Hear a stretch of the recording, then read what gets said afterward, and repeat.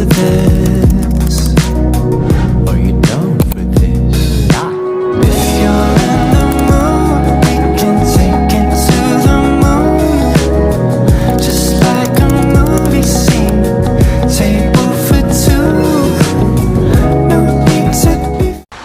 Halo guys, selamat datang di podcast Ceria, Cerdas dan Riang bareng Cici Alia. Sebelumnya kenalin, aku Cici Nur Aisyah Dan aku Mastina Dwita Alia. Jadi hari ini kita akan membahas tentang materi sosiologi industri yang berkaitan dengan teknologi dan masyarakat yang berkaitan dengan konteks dalam dunia kerja. Nah bener banget, kita akan membahas 5 materi yang sudah kita pelajari di pelajaran sosiologi industri. Nah, sebelumnya sosiologi industri adalah studi tentang struktur sosial, budaya, dan interaksi manusia yang mempengaruhi dunia kerja. Aku mau nanya nih ke Mbak Alia, apa sih konsep dasar sosiologi industri dan apa aja sih perannya? Nah, dari konsep-konsep dasar sosiologi industri itu ada 4 ya. Yang pertama itu ada interaksi sosial, yang selanjutnya yaitu budaya organisasi, yang ketiga tuh struktur sosial, dan yang terakhir adalah produksi dan konsumsi. Kemudian terdapat juga nih peran sosiologi industri dalam memahami fenomena industri, yakni sosiologi industri itu membantu memahami dalam dinamika sosial di lingkungan kerja atau industri. Nah, aku mau tanya nih Kak Cici. Ya, apa? Materi selanjutnya kan ada tentang inovasi solusi dalam sosiologi industri nih. Ya, Biasanya tuh contoh masalah industri yang membutuhkan solusi itu apa aja sih? Oke, contoh masalah industri yang membutuhkan solusi. Dari yang aku pelajarin kemarin ya, contohnya itu diantaranya itu ada kesenjangan pendapatan, di mana perbedaan pendapat yang lebih besar antara pekerja dan manajemen dapat menciptakan konflik. Kemudian selanjutnya adalah masalah keamanan kerja, kurangnya standar keselamatan kerja. Lalu selanjutnya ada masalah pencemaran lingkungan. Nah, ini yang sering banget terjadi di industri-industri, di mana pencemaran lingkungan ini aktivitas industrinya itu nggak bertanggung jawab dan mencemari lingkungan secara sembarangan.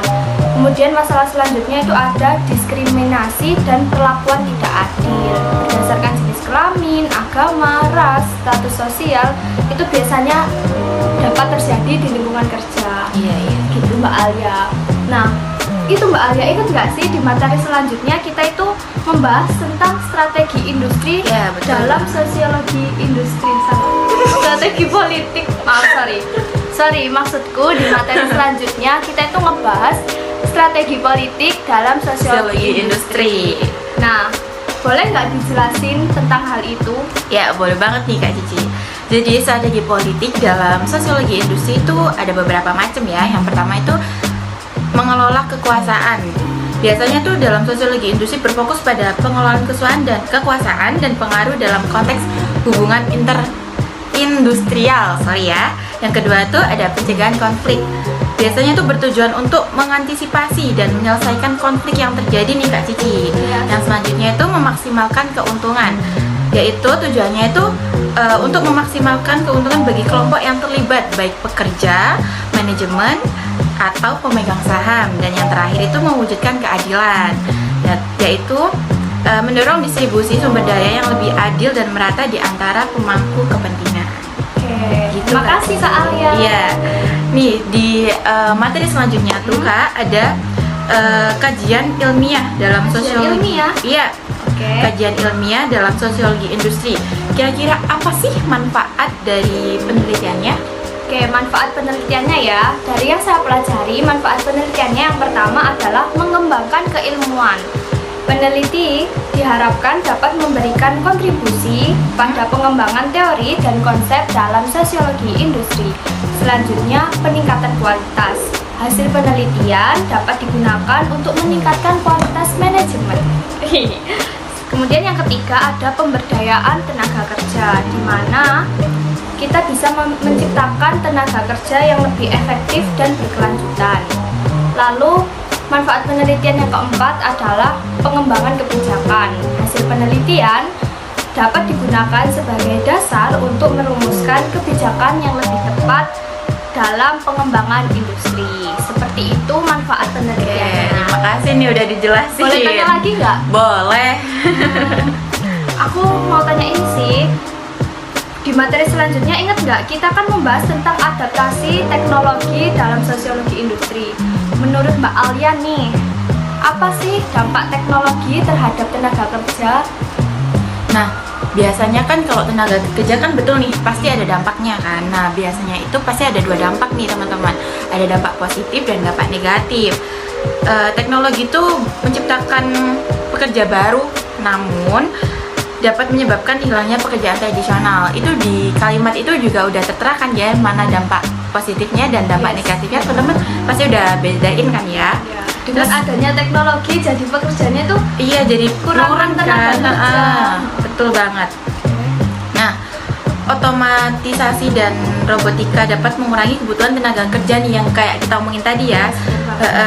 Namun juga itu meningkatkan produktivitas dan efisiensi. Iya sih, lebih efisien. Betul ya. banget nih Kak Cici. Kalau Bingung misal banget pakai jadinya. Iya kan, kalau pakai robot itu emang jadi lebih efisien, Tapi tenaga kerja bisa berkurang dan malah menciptakan banyaknya pengangguran. pengangguran. Betul banget Kak Cici. Terus selanjutnya itu dampak teknologi terhadap tenaga kerja juga dapat berubah perubahan peran dan keterampilan nih Kak Cici. Pekerja harus beradaptasi dengan teknologi. Teknologinya kan pasti teknologi baru nih ya, dan mengembangkan keterampilan baru untuk tetap relevan dalam dunia kerja yang terus berkembang. Jadi tuh pekerjanya tuh harus banget belajar hal-hal baru nih yang ada di dunia tersebut. Gitu Kak Cici. Oh ya. Guys, tanpa kita sadari, kita sudah membahas 5 materi tentang perkuliahan kita yang pernah kita pelajari di sosiologi industri Betul kemarin. banget. Jadi itu dia 5 poin utama dari sosiologi industri yang telah kita pelajari. Dari adaptasi teknologi hingga kajian ilmiah, kita telah melihat betapa pentingnya memahami hubungan antara industri dan masyarakat. Teknologi itu terus berkembang, industri terus berubah, dan sebagai bagian dari masyarakat, kita juga harus terus beradaptasi. Betul banget Kak Cici. Gimana menurut kalian? Apa perubahan teknologi industri telah mempengaruhi kalian secara langsung? Kalau kita gimana Kak Cici? Kerasa nggak ya? Pengaruh banget sih. Kalau kita sih kerasa ya. Terus kalian tuh harus banget nyimak dari awal sampai akhir. Terus komen nih di bawah. Komen di bawah dan jangan lupa share podcast ini ke teman-teman kalian atau ke kerabat kalian atau ke siapapun yang sekiranya sangat membutuhkan informasi dari kita ini. Jangan lupa like. Oke, sekian podcast ceria, cerdas dan riang bareng Cici dan Alia. Kita tutup. Dadah. Bye bye. See you next time. Duh sih. And I'm down for this.